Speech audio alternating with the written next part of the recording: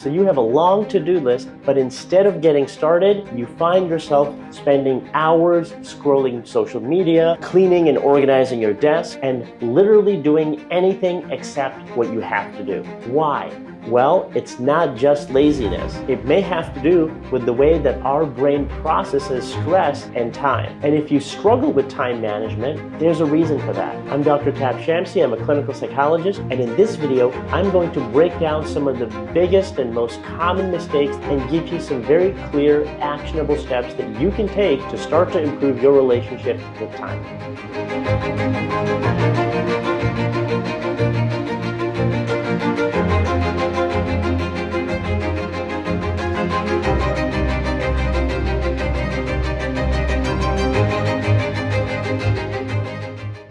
Let's start by talking about some of the most common mistakes that people make when it comes to managing time. The first problem is to not have enough time in the first place. If there are more things that you want to do than you realistically have the time to do, then no amount of time management can solve that problem. Time management is ultimately a math problem. There's no way to create more time. It's a finite and limited resource. And so the first thing to ask yourself is, do I actually have enough time to do the things that I'm trying to do? Another mistake we often make is not being able to see what's around the corner. Any time management system should allow you to predict what the demands on your time are going to be, what the deadlines or responsibilities are that we need to keep in our minds and be attentive to. If you don't have a way to predict and see what's around the corner, we're going to frequently run into trouble. Not setting the right goals and focusing on accomplishing goals. Quite often, the goals that we set for ourselves are ambitious,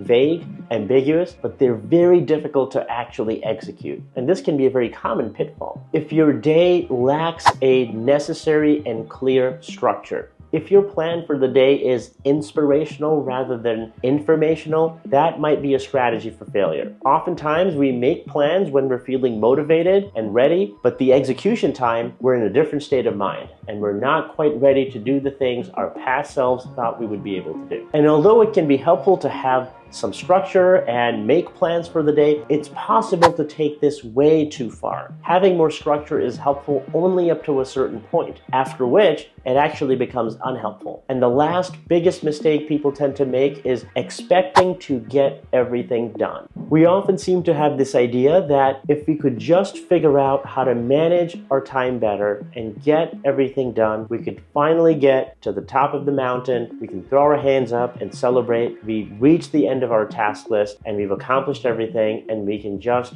feel proud of ourselves. But the reality is that that's probably never going to happen, because no matter how productive you become or how many things you accomplish, there's always going to be more that you can possibly do. This is a fundamental fact we have to face and confront. There's always going to be more to do than you can possibly do. And part of making better use of our time is to actually accept that reality. So let's talk about some strategies to improve your time management. So in this series, you're going to hear a lot of different ideas. And because we are talking to a wide audience, it's very difficult to know what will be helpful for what person. Of all the hundreds of things I could share with you, some will be helpful, some may not be helpful, and some you're just not going to know until you actually try them. And so the most helpful thing that you can do is to embrace a spirit of experimentation and a willingness to try things, to find what is the unique constellation of things that actually helps you improve your time management. What we ultimately want is to have a plan for the day that can guide us without becoming overwhelming. If you're looking at your plan for a given day, it should be very clear exactly what you're supposed to be doing at what time. We want to eliminate as much of the ambiguity. A lot of mental energy can get wasted just deciding, when should I start this project? When should I have lunch? What am I going to have for dinner? If we can make some of these decisions ahead of time and put them down on paper or in your phone, you're saving yourself the cognitive energy when it comes to executing those tasks later. So think about what are the areas that you struggle to get the most activation energy behind, and try to work out the kinks and set aside specific things that you'll do at specific times. So how do you know if you're setting the right amount of structure and you have a good plan for the day? Well, one thing that you can do to test that out is to see how do you feel about it. If you're looking at your plan for the day and you feel like this is a list of chores, I really don't want to do any of these things, that's probably not the right schedule for you. What you want instead is to feel like, yes, this is what I would love to do. If I got everything on this plan done, I would feel pretty good about myself. So we can use that as a kind of an emotional check to test whether what we're attempting to do is actually the right thing for us.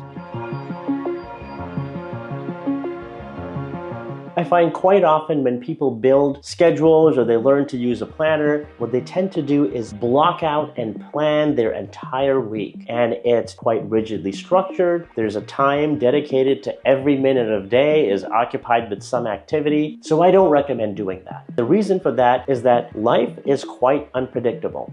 Things will come up that you can't possibly anticipate. And it doesn't take a lot to ruin your plan for the day or for the entire week. That tends to be pretty discouraging. It's impossible to predict perfectly what your week's going to look like. So what I suggest instead is to focus on the short term. Only ever focus on planning one day at a time. Now, of course, you have to know when certain things are due, deadlines that you have coming up, things that you need to do at a specific time. Don't forget your mom's birthday. Having said that, when you're focusing on your immediate needs and things that need to be accomplished, taking it one day at a time allows for a kind of flexibility that's realistic, and it also allows you to incorporate the feedback when you move from one day to the next. So imagine I'm sitting down tonight to make my plan for tomorrow. I can see what I actually did and realize that, well, setting those 12 goals was probably not a good idea because I only got 3 done. So one way of looking at this is I failed at managing my time, but a more helpful way might be to realize that I was way too ambitious, and a more appropriate goal might be to try 3 goals tomorrow, or maybe I'll try to work on 4 things that I need to do. It's a very powerful strategy to use the right tools to build this kind of system in your day. One thing that you need is some kind of a day planner, something that you can look at that tells you immediately what you're supposed to be doing in your day at what time. The second thing that you need is some kind of a task list that allows you to track all the things that you need to stay on top of. Now, this is not a list that you're ever going to get to the bottom of and completely eliminate everything you need to do, but it is a place to keep that information so you're not having to hold it in your head. That can be taxing, and it pushes us to then just avoid everything that we're trying to do.